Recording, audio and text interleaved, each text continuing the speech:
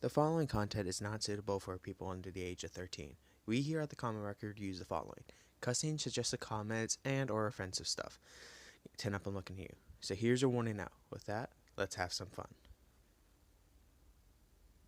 The following is a podcast and skit. Kamen Rider Drive, and Kamen Rider Zero One are all owned by the Toei Company, TV Ashi, Asaku DK, Bandai, Inc., and Shotaro each the official release. Documenting the multiverse. 10 up. Cooking up paradoxes. Max shirts. We are the Common Record.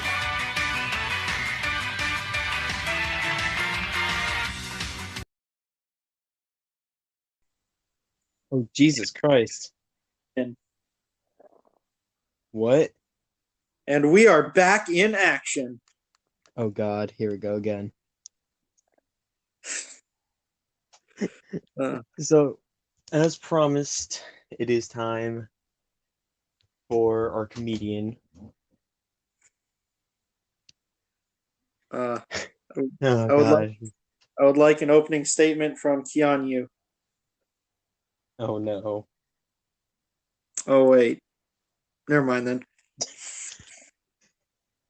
He's probably going to be cursing us out right now because you just said that, you dumbass. It's okay. We'll fix him when we get the money too. Oh my God. Anyways, hello everybody and welcome to 01, where our boy Keanu came from. Well, not necessarily, but still. Yeah. And sorry for the last video. It seemed to kind of glitch. Did you think it was glitch? Yeah, something was up. Anyways, today is our 01 reviews. We're going to be discussing 01. And it's not going to be as normal as it is with Geo and all the other ones, since those are old. We're going to actually be reviewing an episode per episode. Yep. Until we need to finish it up quickly. Yeah. Because we can't do the same length of 01 episodes of 01. Yeah.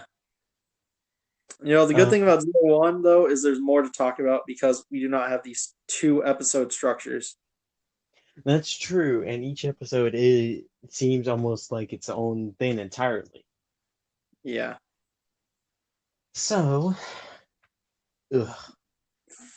as a famous writer said, let's count up our sins again. We've been starting with episode 1, which kind of sounds cliche.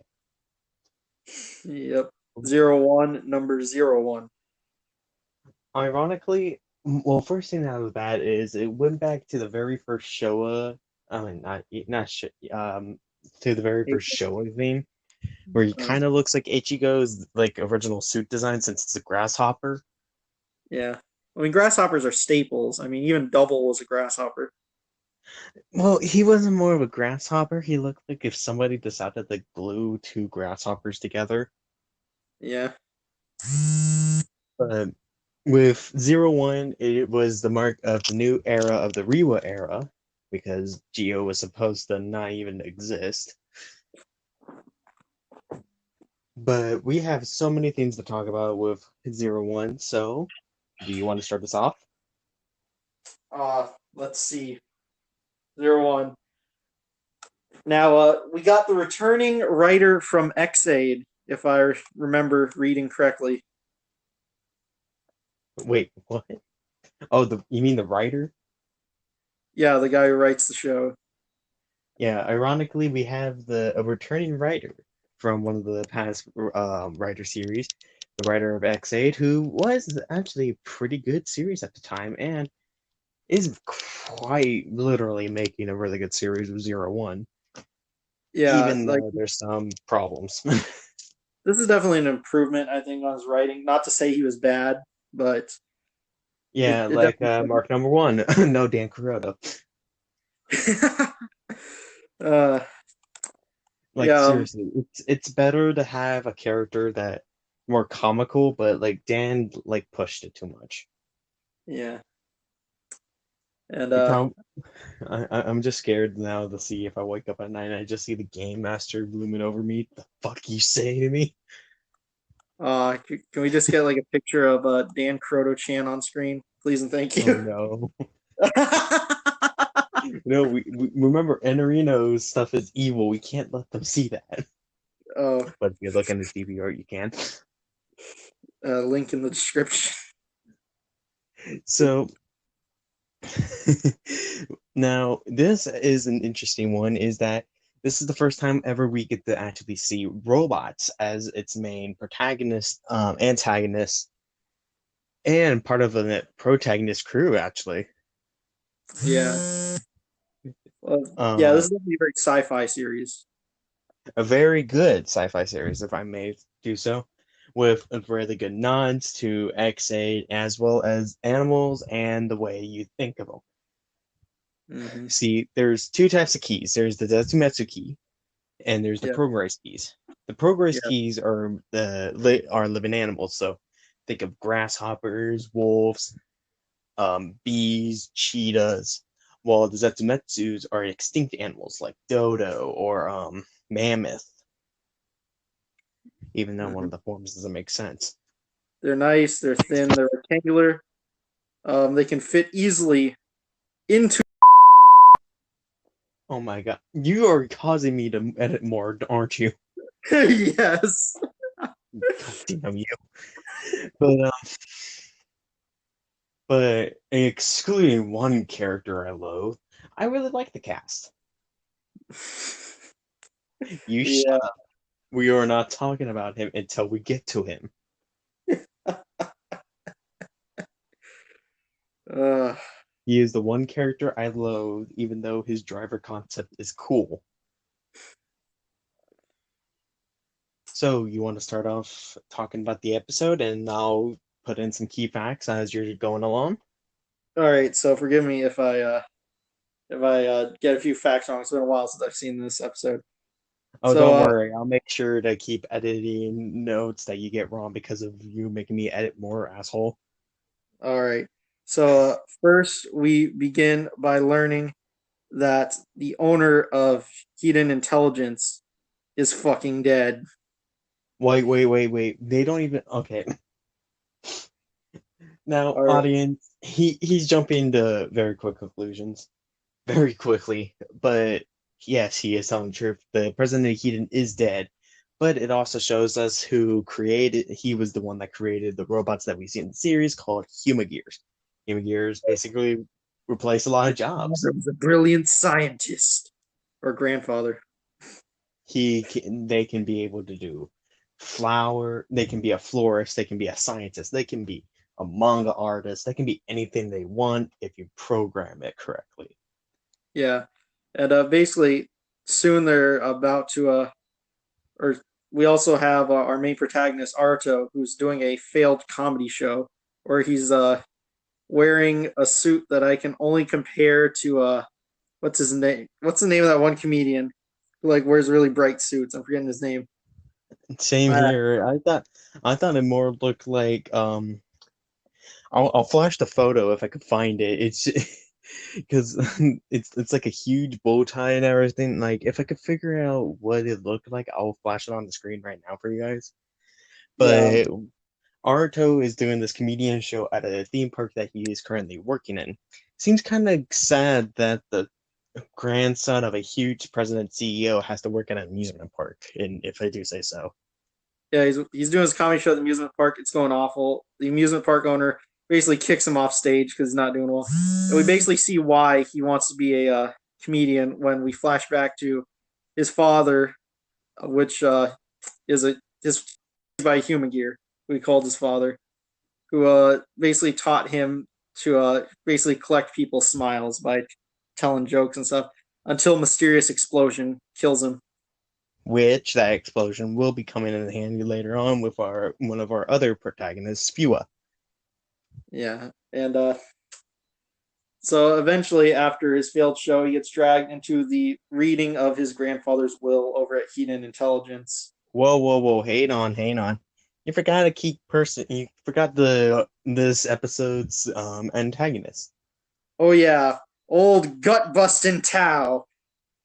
Apparently, since Arto wasn't really good at pulling in the show, the manager of the park, pulled in a human gear that his literal joke is that he literally has his chest plate burst out. And it's premium Bandai. Actually, it is actually premium Bandai. I'll flash on the screen. Soon he meets. Soon he meets. Well, Yes. the community's favorite girl right now, even though she doesn't do anything later in the series yet. Izu, a human gear assistant that was related to the grandfather of that was working with Aruto's grandfather until he passed away and brought in the limo and everything. Mm-hmm. Oof. Okay, go ahead. We're at the will now. All right, so we're at the will. They're reading. Everything's going perfectly normal until we get to who he chooses to be the next president instead of the more qualified vice president. The grandfather passes him up for Aruto, which which which conveniently kind of is funny because well, the vice president looks like a prick and he has basically a doppelganger of Izu. yeah, and Just all around. yeah, he's the vice president's very upset about this, but the president in his will also specifies that he knew something crazy was going to happen with the human gears, and so he's built the 0-1 driver in the 0-1 system to fight against any rampaging human gears, and is giving it to Artho.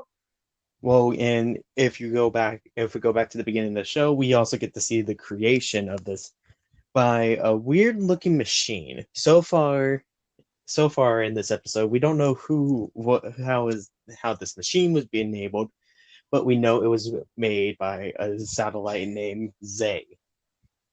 Yeah, or Zia. Yeah, we here at the Common Record debate on the names a lot. Yeah, pronunciation's a big thing. But yeah, it basically 3D prints these things. Unfortunately, is not yet 3D printed anything that is premium Bandai. Oh my god, this is not premium Bandai worthy though. I don't think we want a life model Izu looking down at us while we're trying to sleep. Think about it. We got the gut busting Tau abs. They're nice. They're square. They're fleshy colored. They easily fit into. I swear to God, if I had to edit that out again.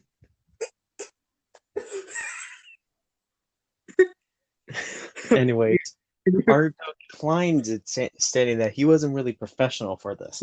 He just wanted to be a comedian so he can collect smiles, and he promptly left, with Izu following him in tow for some odd reason. Mm-hmm. He heads back to the theme park, where Tao is being confronted by a boy in a hood who is part of the evil hacker group Metsubojinrai.net, and he uses a device called the Zetsumerizer, which is premium Bandai. My God, okay, guys. So there's something interesting with human gears. The human gears have something called a singularity point. This is manipulated by the hacker group so that they can make, well, Kaijin. These people will stop at nothing to make the singularity point happen. With Gustbuster Tao, he noticed this when other people were laughing at two comedians, making the whole crowd laugh. Human comedians, mind that. Mm-hmm. So and, we'll name the. You see him fantasize about all the laughs he wants to get. So we'll give a name to this hooded boy because he's another one of the fan favorites by the name of Jin. Jin is a Humagear, which kind of think about it, we never see his Humagear like ear things or the other person's. I doubt that he ever had them since he was built by Hirobi. We're not supposed to say his name yet. We weren't supposed to reveal he's a Humagear yet. Well, he is kind of a Humagear. How do you think he realizes where the singularity point is? All right. Well, anyways, so he hacks the Tao, who shows up on stage and causes a huge rampage and turns into the Barotha Magia, which is themed around an extinct type of insect, but also a mantis because mantises eat grasshoppers. And see the cool thing about this is that they did not skip on the CGI budget with this. You Oh see yeah, this the episode. Humagear skins go completely off when they transform before they Yeah, envelop into the suit and become the Magia. yeah, and so basically, Tao grabs the theme park manager by the neck and basically gives a speech about crushing his dreams, which Aruto can't stand, and he asks Izu to hand him his driver so he can become 01 Rising Hopper for the first time. And the funniest part with this is that it when during the conference with the Death with the Will is that they said that only the president is allowed to wear this belt. And if Aruto accepts this belt and wears it, he automatically becomes the president of Haiden. Yes. So so as Aruto's put it in, he gets what should we say? Like transfer his brain got transferred. Yes, he's now connected to the satellite Zia so that he can now think as fast as a machine. As when he has the belt on. It doesn't include when he has the belt off, ironically. Yeah. But it allows him to be able to do a proper tension for the first time, which, Yeah. gotta say, is actually a nice touch. Yeah. Because we all had moments of how would X8 be able to tension for the first time, but we never got explanation how.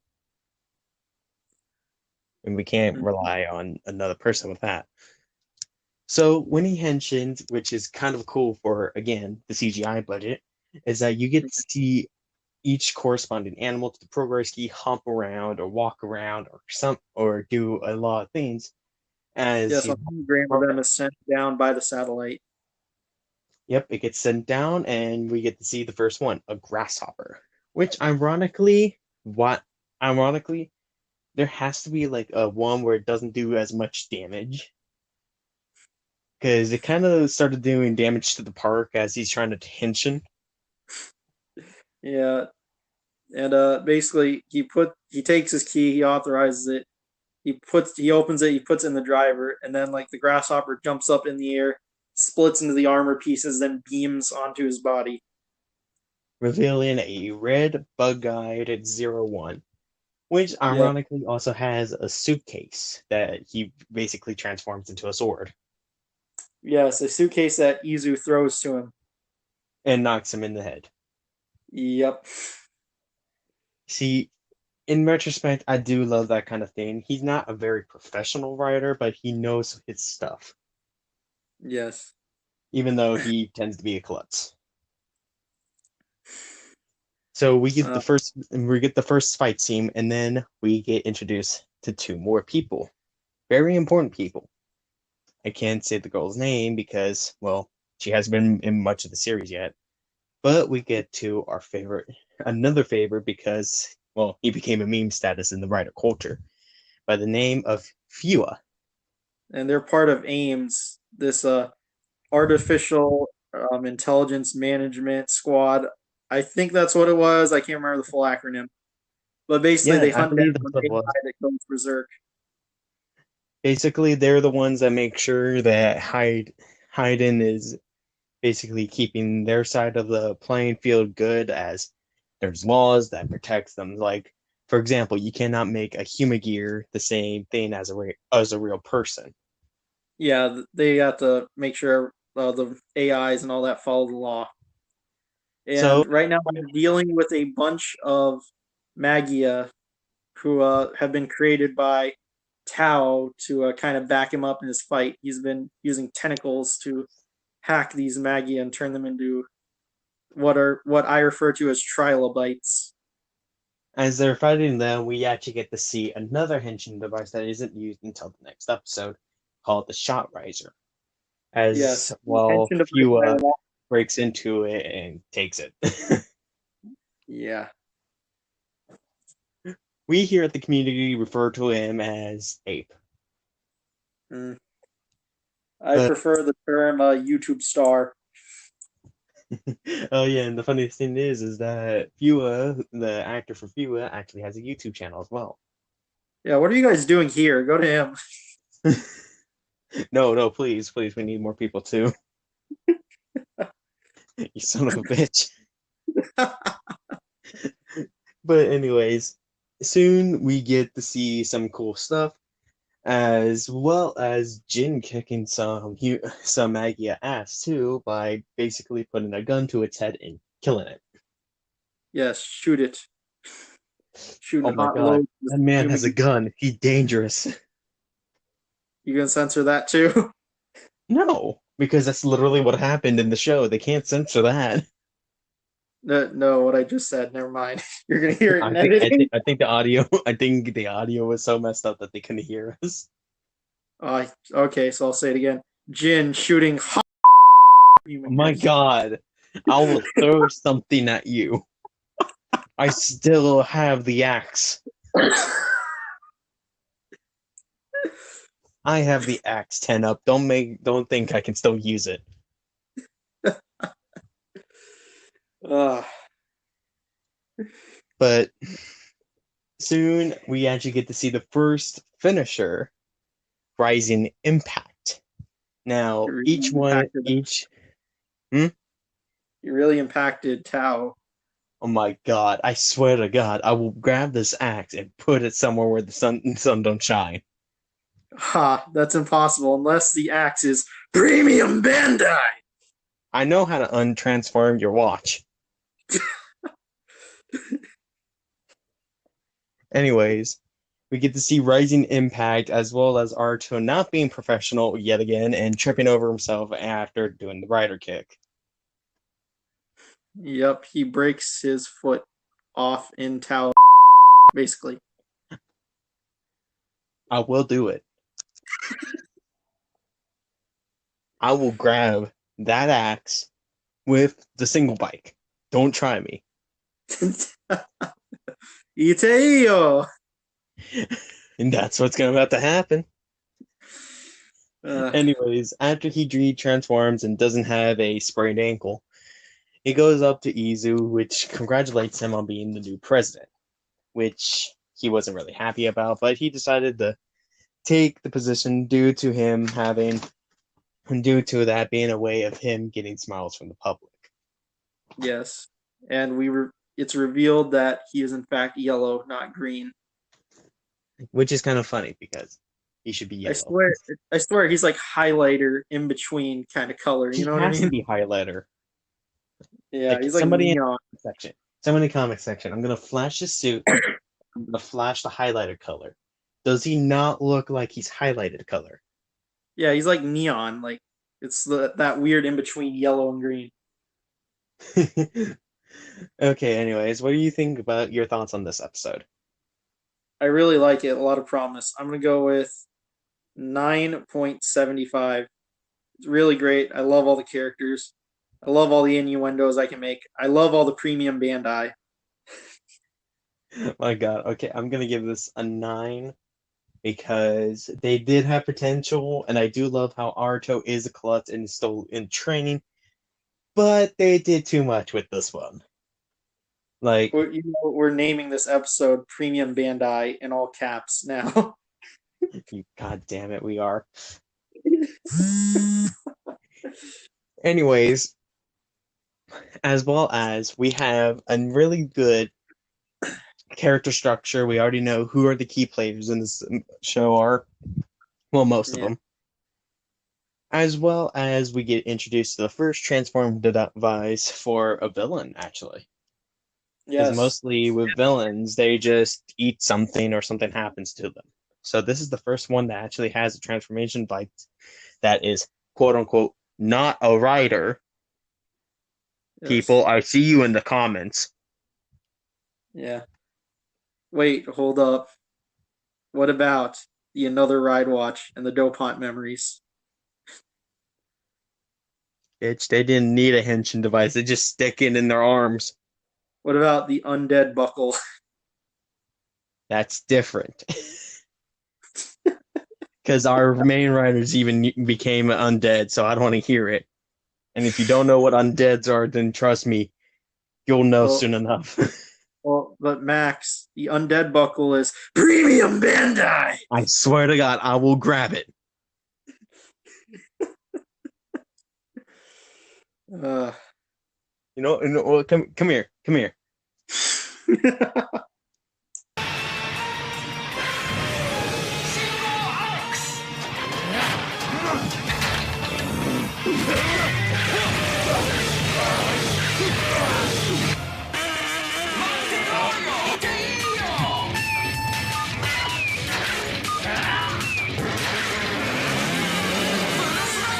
I told you I will use this axe. And yet again, I will make so many innuendos that it will shield me from the axe. I will pull a mock chaser on you. And I will perform the super hentai transformation. Oh my God, I swear to Kota, I will slice you.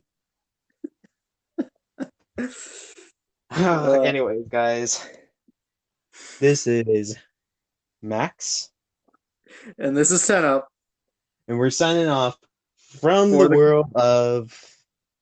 You know what? We're gonna say it. We're from the world. We are in the world of 01.